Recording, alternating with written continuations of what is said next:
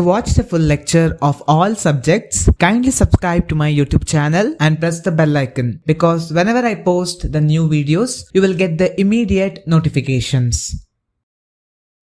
Hello everyone, welcome to my YouTube channel. From this particular video, I'll be starting a new chapter in Advanced Financial Accounting, that is Departmental Accounting. And this is as per the new SEP syllabus of second semester BCom students. So first in this particular video, let us discuss about the basic concepts, the steps in departmental accounts, and what are the types of expenses, how do we divide that. All those things I will be discussing in this particular video. Please do watch the complete video because until and unless you know the basic concept, it will be very difficult for you to solve the problems. Now, what is departmental undertaking?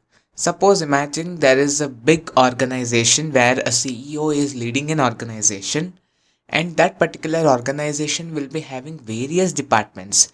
Like in the diagram, you can see Department 1, Department 2 and Department 3. Now what happens if a company prepares a common balance sheet or a common P&L account, common trading and P&L account?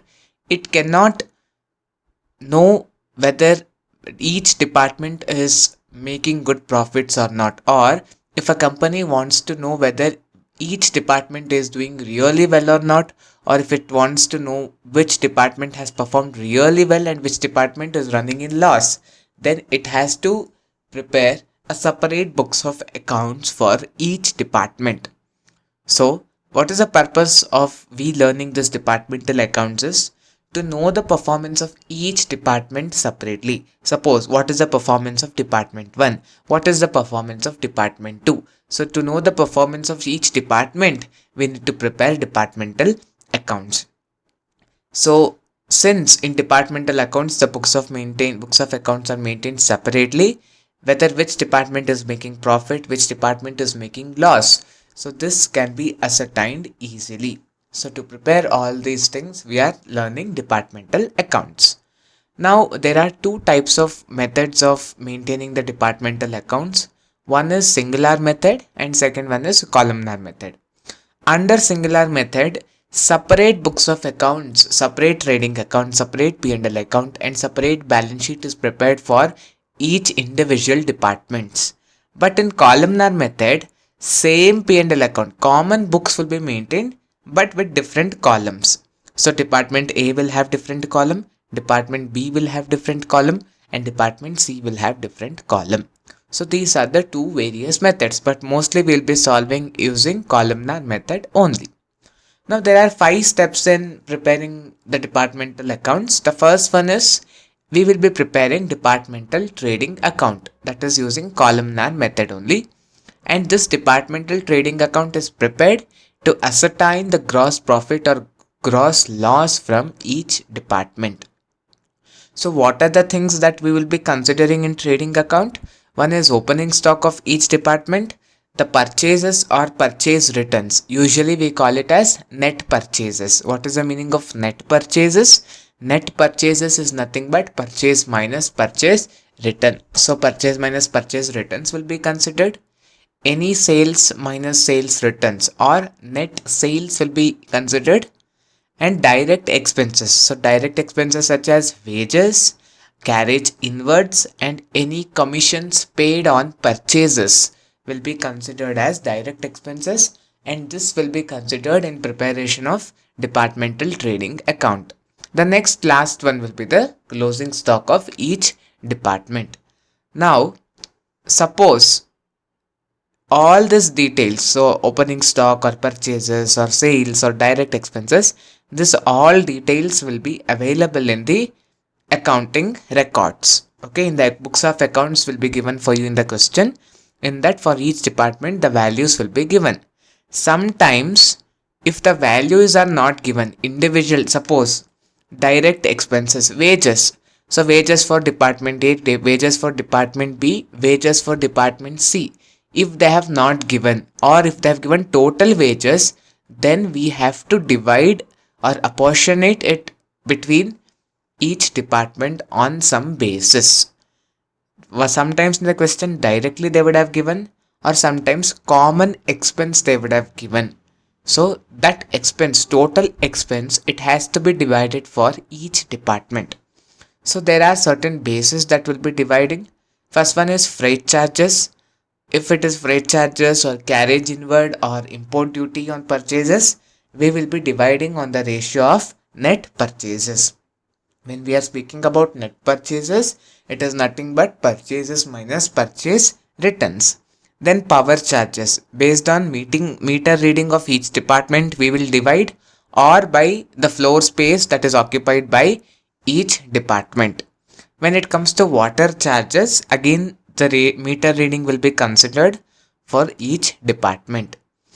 Suppose in the problem they have only given as to which basis we have to follow, then we have to stick on to that particular basis only. Sometimes they may ask us to divide based on turnover also. So turnover is nothing but sales. So based on turnover we have to divide that time. This next step is departmental P&L account.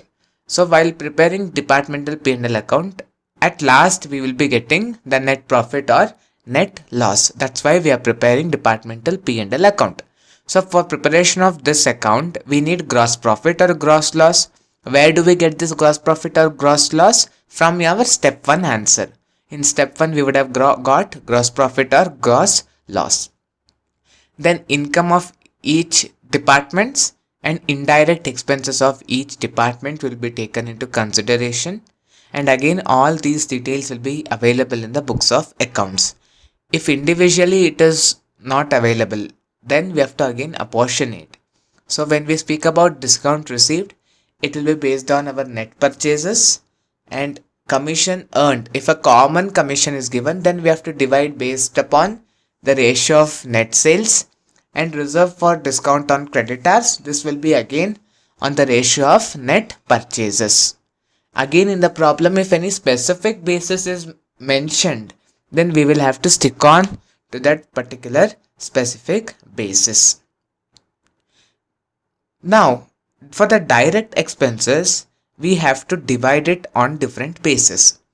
If it is discount allowed, carriage outwards, selling commission, traveling salesman salary or traveling salesman commission, sales tax, now which is GST, after sales service, bad debts or reserve for bad debts, all these things we will divide on the basis of ratio of net sales. Whatever the net sales is there, based on that we will be dividing. Now speaking about rent and rates or repairs and insurance of buildings or air conditioning expenses, these all will be divided in the ratio of floor space. And when we speak about canteen expenses or recreation expenses for employees and even labor welfare expenses for employees, this all will be divided onto in the ratio of the number of workers in each department. Now electricity bills, again it varies and it will be divided based on the number of lighting points which is there in each department or even the floor space of each department. Then depreciation on machinery, again the ratio, it will be divided in the ratio of value of machinery which is there in each department, or again floor space will be considered to divide this particular depreciation on machinery accordingly. Next is repairs of machinery. Similarly, same as how we divide the depreciation on machinery, the same way we will have to divide the repairs of machinery expenses also between different departments. Next, speaking about insurance premium. So what happens? It will be divided based on the value of subject matter. So what is subject matter? So when we speak about subject matter, the insured, the value of insured, that will be taken into consideration, and based on that it will be divided. And workman compensation, again it will be divided on the ratio of the wages of workers in each department. Please take a photo of this because while solving the problems, this is required. How do we divide it? On what basis we divide? It is required. Please take a screenshot of this. The next step 3. So in step 3 we will prepare a general P&L account. So to prepare general P&L account, we will take the net profit or losses and common income which are not apportionable and common expenses. There are certain income and there are certain expenses which cannot be divided. What are those? First, let us see the common income such as dividend received, transfer fees, and even interest on bank deposit. There is no one particular basis that will help us to divide this particular income into various departments. When we speak about common expenses, we have interest on capital, we have interest on debentures, we have general manager salary, audit fees, director fees, bank charges, legal charges, and sundry or petty office expenses. These cannot be divided on any other basis. That's why it is treated as common expenses. Now the step 4 will be preparation of P&L appropriation account. So when we are preparing this P&L appropriation account, we will take last year's or previous year's accumulated profit or loss into account, or current year or relevant year's profit or loss, and appropriation of profits. So when we speak about the total profit or loss of relevant accounting year, we will get this in our general P&L account that we will be preparing in step number 3. If any appropriation of profits is there, it will be specified in the question and we need to solve accordingly. Whatever the balance we get in this preparation of P&L appropriation account, that will be transferred to the next step, that is balance sheet. Now the step 5, we will be preparing a consolidated balance sheet where the assets, the liabilities and capitals will be recorded. All these three things will be specified in the accounting records. So based on that, we will be preparing the balance sheet of the undertaking. Now these are the 5 steps that are included in the departmental accounts. So this is a theory and basic concepts that you need to know, and there are some of the basic concepts that I will teach you when we solve advanced problems. But now from the next video, I will be starting with the basic problems. So if you have any doubt, please let us know in the comment box and let us all meet in the next video. Thank you for watching the video and please do subscribe my channel to keep updated on the latest videos. Thank you.